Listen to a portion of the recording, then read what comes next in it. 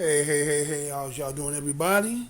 This is your host, the whiteologist, Mr. Blow Your Mind, and welcome to Black Minds News. I know for some of y'all this is a little strange. You're wondering kind of like, man, what's going on with you, Mr. Blow Your Mind? But, you got to get in how you fit in due to the simple fact that, again, I am the most hated show in the black corner of YouTube. Have been that way going on 9-10. But you can't tell by the fact that you see them videos and them views. But we're going to do what we got to do to get back into the game, because it's getting to that point where a lot of stuff just got to be told. You know what I'm saying? The game ain't to be sold, it's to be told, right? So I seen this here. I'm talking about how the Supreme Court says the NCAA can't limit some benefits to student athletes. I'm going to say that again. Supreme Court says NCAA can't limit some benefits to student athletes, right? And when we think about athletes, we as being black Americans in this country, it's not that every sport is what our lineage and our people. There are other sports, there's certain sports they have that we don't really partake in, but those sports that really are the athletic programs of a lot of these universities that bring in student bodies, that bring in revenue, and they're taking a lot of the, let's say, somebody just came on, so we got to see that, right? Yeah, and for some of y'all might be wondering why I can't do it. I will eventually tell you what happened, why that took me out the game. That'll be something later on at another time. I'm found a way to maybe get myself back in. Hopefully this is the way I can do it for the time being until I get it back to where I need it. So anyway, let me move on what I'm talking about here. And so again, like I said, the athletic programs that are really the foundation when you talk about black athletes and what they bring to universities and schools. And then to look at that, a term that they use when they talk about, like, let's say, an amateur. I think they call it like an amateur, right? So when you're an amateur, you can't get paid because of that status that they put on you, right? So the peculiar thing about this particular story that I seen was the fact that they talked about how the Supreme Court had ruled unanimously, right? They said unanimously they ruled, and then they say that the National Collegiate Athletic Association, basically, they've done a lot of things that would be to undermine, to make sure that the athletes that do participate in the brand and the business of the National Collegiate Athletic Association, they were blocking, what they say they call blocking. You know how it is, fellas. Somebody, blocking. You don't like somebody blocking you. But the fact is, they said this education about the blocking, they talk about it's educated related. They talk about things of age that should be going to student athletes. That the way that they wrote these provisions, it didn't allow them to gain all access or the ability to access these things. And so this decision that was by the Supreme Court, supposedly, now again, you got to watch how they doing this. Right? You got to watch how they doing this. They slick with it. They slick with the words, right?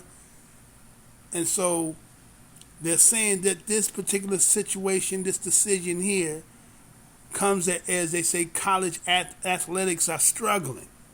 Well, you know why they're struggling, because not too long ago, earlier, right as after the pandemic took place, you were starting to see some of the top choice players, and this is basketball, and there was a couple in football, being Division I players, were seeking to go to, let's say, HBCU. Now, some people will applaud that and say, yes, take this top talent that we have and let's give it to the black colleges. But the truth of the matter is, are HBCUs really black funded, black built universities? I know it has in the title HBCUs, but we have to be honest about it. So are we really the ones benefiting on the economics? Now, that's not saying that athletics and the programs of the surrounding areas that can benefit from these events, they don't get any economics. But we're talking about the crux of it, the university and the money that is shifted from, again, building athletic programs that build other wings of the university and so forth and so on. So with that being said, college athletics and the National Collegiate Athletic Association, they said they've been struggling how to preserve what they call the amateur status. Amateur status. Think about this. Somebody trying to keep you in a relative position so that it's beneficial to them. You don't benefit from being a amateur, other than the simple fact that there's many people who will say, well, you're getting a scholarship. What are you complaining about, right? But when you think about an amateur, it's basically a person who engages in pursuit or especially a sport. And the main thing about an amateur is an unpaid rather than a professional basis. So you're unpaid. The status of keeping somebody as an amateur is to keep them so that they do not get paid. Person who is competent or inept in a particular activity. Here's somebody who has put a lot of their life into this craft, as they say. You got a craft and you want to hone your skills and become the best of it. And there's a lot of people who will sit and say, man, based on, again, reaching the highest is the professional level, let's say for basketball would be the NBA. And so if you can obtain that level in the NBA, but there's only how many jobs? There's only, 300 to 400 jobs in the NBA when you have the United States where you have tens of millions of potential athletes. I say let's say tens of millions of people play, but based on the school systems, it may not be that many. So let's just say there's 1 million to 2 million, maybe not even that. Maybe the number's even slimmer than that. So let's just say, basically, if we count all the colleges that's producing players every year, let's just say, and then we're going to say also internationally as well, let's just say there's a possibility that there's minimum 10,000 and above, right? 10,000 above players who have the potential, but out of that only maybe the top, 30-some teams, 32 teams or something like that, will be first rounders, right? And then second round and third round, so forth. Again, you're not guaranteed, but the first rounders are pretty much guaranteed a contract and so forth. But the point is, in order for you to obtain that, you have to be the dog-eat dog of that. So that means that you have a lot of people who will not make it based on the simple fact that it may not all be about the fact that how you play. Maybe you're not marketable.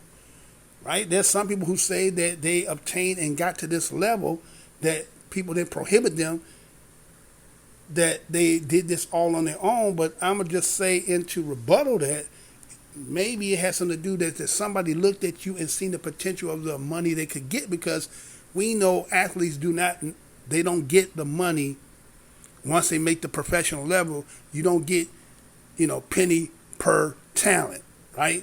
For every ounce of talent you got, you're not getting every penny per ounce, or if they could be measured.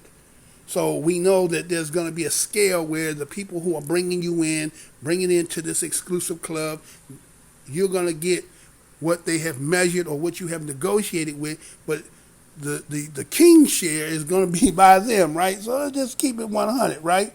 So we know that's how they go. But so they say they're struggling to keep and preserve this amateur status. And then it was the court that had said that this NCAA had violated the antitrust laws, right? Antitrust laws. And so in this antitrust laws that they're talking about, they said it limits the amount students could receive when you talk about some of the perks that come with the scholarship. Let's look at it like that. The perks that come to scholarship. Let's say that somebody was back in the day, they used to talk about, music appreciation class, right? Somebody who wasn't good, wasn't a student, wasn't studious, and had to take these kind of music appreciation class where they go in there and they could pass the class because it was just really you in there listening to music or maybe, an instrument or something like that. But based on this scholarship and the way that they got it structured, they didn't pay for the instrument if you needed that. You had to come out your pocket to get that instrument, or get you. Now you wonder why some of them be getting the snow bunny, right? The snow bunny, because the snow bunny got a credit card, or she come from a family got some money, and she gonna hold that over your head to get what she want. Next thing you know, you done fell in love, right? Because it's all about pimping in this thing anyway. Yeah, what I said. So anyway, musical instruments, if they was in a field, let's say they studying something in science, certain types of equipment, the scholarship didn't cover that, right? Those who got into those postgraduate scholarships, they couldn't obtain it. They're gonna get the 4 years, right? They're gonna get the 4 years of the hot and the cot, but then they get the postgraduates, then it's like, okay, the scholarship over, you got to come out your own pocket, right? Then what if somebody's a little bit slow, right? Meaning they don't catch on. So, a lot of times everybody try to equate high IQ because you can catch on things fast. Sometimes you just have some people who need a little tutoring. It's not about, the old saying is, it's not how fast you get it, it's as long that you get it, right? So you may need a tutoring, but guess what? Scholarship don't cover tutoring, right? And then if you get academic awards, and let's say if you had an internship, right? But as long as that internship becomes, say they want to pay you, you can't take that because you're not allowed to get a certain amount. So what they did is they kept you with a certain, structure, or let's say ceiling, that you can't go above and you can't go below. But the courts believe that you were violating these antitrust laws, right? And so when you look at Justice Neil Gorsuch that was talking about it, he was saying that this U.S. district judge, whose name was Claudia Wilkins, that he believed that she was correct in dismissing, in the argument that the antitrust laws doesn't apply to the case. Because, see, that's what they were saying. They were saying, well, the antitrust laws don't apply to this. But she was like, no. Claudia Wilkins was like, no, it does. Right? And so it was her decision that was based on the fact that they said there's an exclusive or exhaustive factual record. So there's so much of a plethora of information that will prove that this is violation of antitrust laws that Justice Neil Gorsuch believed that her judgment was correct. And they also talking about there was thoughtful legal analysts and establishing antitrust principles, right, with a healthy dose of judicial humility. That combined with all those things, meaning that one hand was washing the others. You know how mugs do us. They always find ways how to manipulate and fix certain things so that it falls in, so that they find a way legally that they really getting around, because it's legal jargon that makes them allowed to get away with shit, right? So you know how they do, right? They're all using that way how they do it. And so when you think about they had an opinion by that, I think it was, what's that, Brett Kavanaugh? I think it was Brett Kavanaugh. And he was saying that the NCAA and its members, who are all the members of the colleges, he said they were all suppressing to pay the student athletes. He said they all in cahoots, right? And he said, here it is that these students are the only ones, everybody else seems to be getting some kind of benefit, some kind of economics from it, but except for the student athlete. And when you look at it collectively, how they generate billions of dollars in revenues for these colleges, it don't seem right, right? It wouldn't seem right that they should be the beneficiaries of something that seems like they're putting in so much in. And so this enormous sums of money that flows seemingly everyone except for them were obtaining, right? Think about your coaches. You got coaches who making millions of dollars, right? Think about that when you watch a damn game. Football and basketball primarily, right? Because we talking about we black Americans. When you see people in them damn stands, is that ticket sale? When you see them jerseys being worn, is that money being generated? You know what I'm saying? So there's hand over fist when it comes to collecting this cash. Everybody, again, like Pretty Tony, I keep them nice, pretty, and hair done and all that, but no dough, right? When I keep them right. You know how Pretty Tony here said it. So anyway, So what they said when they looked at this, and they said the way they look at the criticalness of how NCAA justification for its rules, right? When they look at how they structure all this and understand the popularity of college athletes and how it depends on the fans, as I'm saying, right? And knowing that the athletes aren't paid, right? So, okay, let's put it this way. The popularity of college athletes depends on fans knowing that the athletes aren't paid. So, think about that. Everybody in here, okay, whether you have your student body who come from families who got some kind of money, economics, assets, insurance policies, and most of the athletes that they're out there cheering, rooting for, and again, the athletes are not also just ones who entertaining, they also are the ones that bring in student body, because if you got a good athletic program, many people go there because, you know, they want to go there and party. So you got a great athletic program that kind of nudges people to try to go there. I'm not saying that it has nothing to do with the curriculum either, but I'm just saying that it kind of helps, especially for borderline people who just going to college, right? But so with that being said, right, with all that being said, you know, I think it was, what's his name, Kavanaugh, he made like a reference to, he said, well, let's say, like say, when you go to any restaurant in the region, and do you see people not going into the restaurant because they say, oh, you know, your cooks are low paid, so I'm not going to eat on the simple fact that you don't pay your cooks right. He say, no, meaning it don't matter what the cook make, good money or low money, people going to still patronize the business. So the same thing here with the college. And he make the reference that he said that, well, if you look at it like that, right, if you look at the fact that if people were going to a restaurant regardless of what the cook makes, you still going to patronize and you still going to make profit off your business. It look like the NCAA is the only one who can actually do this and use that as a way to not pay them. Right? I mean, that's really, when you think about it, that's kind of true. Right? And like I said, we become, again, as our history has always kind of keep showing us. Everybody find ways when it comes to trying to, you know, bring a justice remedy for getting free labor. And then when you come and say it's time to get paid, everybody got every excuse in the damn book. And so, based on the decision, they said that it preserves the lower court's ruling. Now, based on, again, going back to that woman who said that she wanted to hold that for the simple fact that she said that that Claudia Wilkins, where she said that this was about antitrust laws, right? And you know they didn't really like that. And so they just substantiate what she had said in them lower courts. But really, when you think about it, this is going to give the NCAA a way to actually go back and either redact, adopt, or change their rules so that they can find a way to go back and and put it back into this amateur status, right? And so,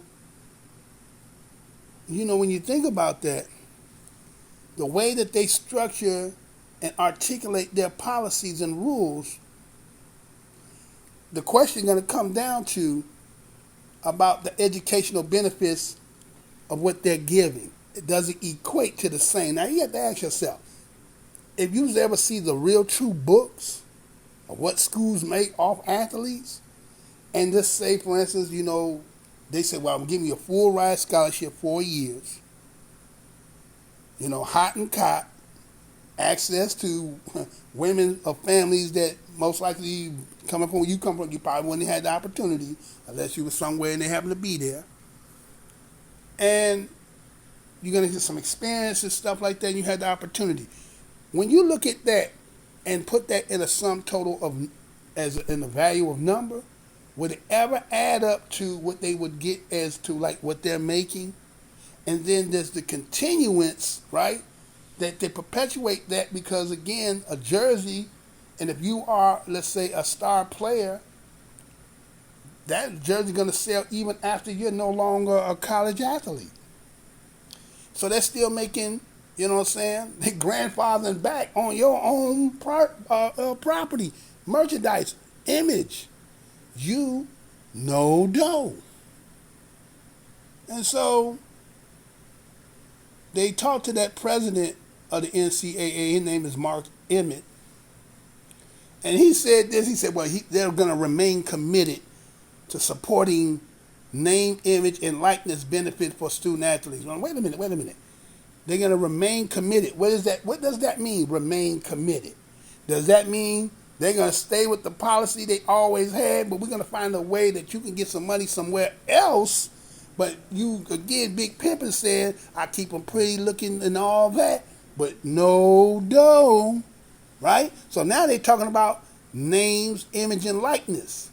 And they're willing to work with Congress to chart a pathway for that. But what about you? See, look at that.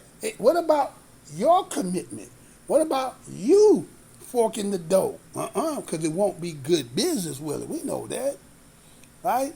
And so when you look at this and this decision that they made, a lot of people believe that the victory is going to be for those who are either current players now, who are Division I and former athletes, whether it be football or basketball, and that these antitrust laws that were involved, the way they look at this, they're saying that schools compete aggressively for the best players and coaches. Now, they threw the coaches in there. The game don't thrive on coaches. I'm not saying coaches don't have an intricate part. They're not necessary. But nobody pays to see a coach. You need players. Where do you get the best players from? I know now today they're going all over the world seeking these players who really dynamic is different from the United States game. The European game, they play, the game now for a lot of us who, played early in the game and the game was more physical. The game was, the jump shot, right? So the jump shot, in my aspect or my understanding of the game, allows other people to get in, right? Shooting is more of like saying a diverse game. When you say shooting, it's diverse. When you say get to the cup, dunk on mug, that's exclusive. That's primarily for a particular type of people, right? So everybody making now, if you can't shoot, you weak. Back in the day, if you shot, it's because your ass couldn't get to the damn hole. But that's just another day, another time, right? So anyway, again, when you talk about these antitrust laws, and they talk about how they use, because the school compete aggressively for the best players and coaches, and the courts have said, even though the NCAA limits the student benefit restraint on some of that competition, the rules help preserve the amateur status. Now, again, by not allowing them to get certain aspects, going back to what I was talking about before about certain benefits that should have come with the scholarship that'll make them come out their pocket, they do that so it keeps them in the status of an amateur. But look at the money that's being generated, and look how many colleges, and you got Division I, II, and III, right? You even have NJCAA, right? The National Junior College, right? You even have that too. So is that not a business, and isn't that money being made? So it just seems to me, right? It just seems to me that, Mug should be getting paid, right? It just seems to be right. But they say just because it's right don't make it right, right?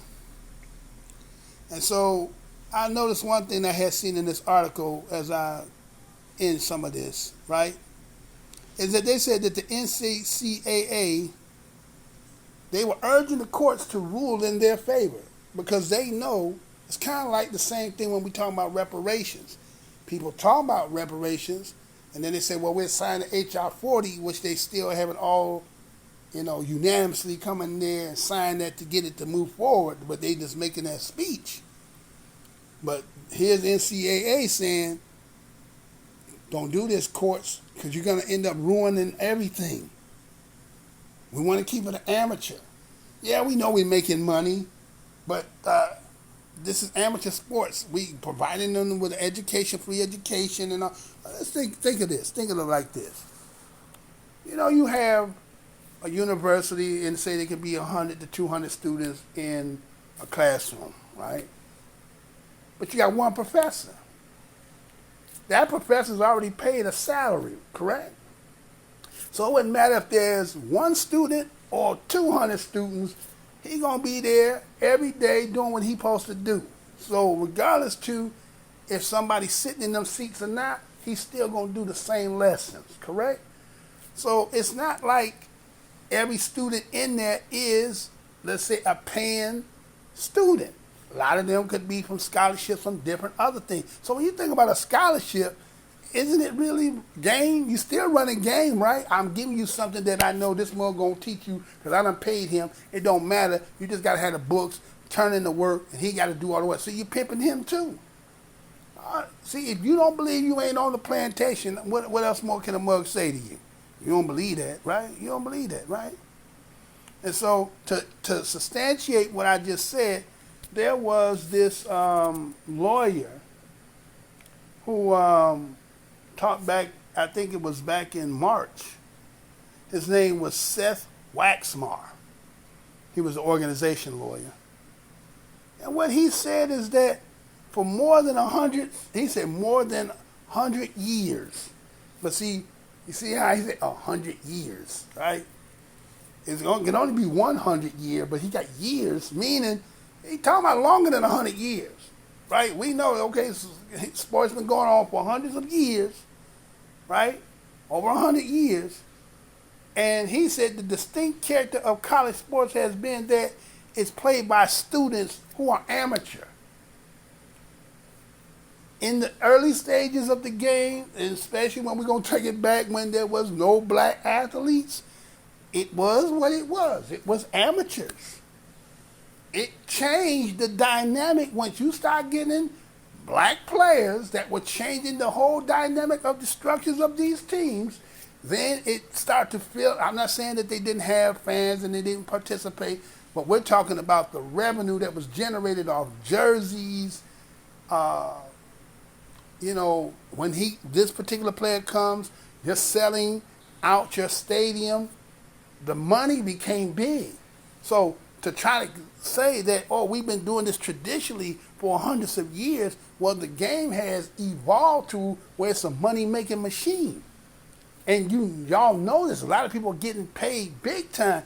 And to sit there and try to say that this has been the tradition, and, you know, sometimes people think that tradition is supposed to stay the same, but once it gets to a point where it's like, we're not benefiting off this tradition anymore, isn't it time to change it up so the other people can eat off that same plate? Some people just greedy like that, right? So that's what I'm going to be doing, y'all. I'm Mr. Blow Your Mind. Hope you like what I'm doing here. Go ahead, like, share, comment. Help this channel to get back up, get it going. If this is the avenue that I can use to get myself back in it too, again, eventually I'm going to tell everybody who are used to being over here what done happened, why I have to do it this way, and hopefully you're supporting this channel the best way by share, comment, and all that other stuff. And, you know, some people even asked me about ways that they could give, you know, a monetary donation or, you know, to help get me out of this situation with this channel, right? Well, if you would like to do anything, it is We Up Report at, or I think it's dollar sign, what is that, right? $ We Up Report Cash App, right? I think I said the Cash App is at $ We Up Report, right? I think it's all lowercase, right? Is it all lowercase or is it uppercase W, uppercase U, and uppercase R, right? So I think it's We Up Report, but each at the beginning is the capital. So anyway, if you want to do that, you can do that. Again, this is going to be the venue that I'm going to use to try to get back in and try to be more consistent and on daily. And if this should work, I'll be doing this, and then I'll have days where I just sit as live. right? I've been watching out here, seeing a lot of people doing what they're doing, and I think that let me crawl to get back in and get my get my endurance back and get back into my run, into my track, to my sprint, and we back in it once again. So again, this is the most hated show in the black corner of YouTube. I am your host, Mr. Blows Your Minds, and to the next show, y'all. To the next show.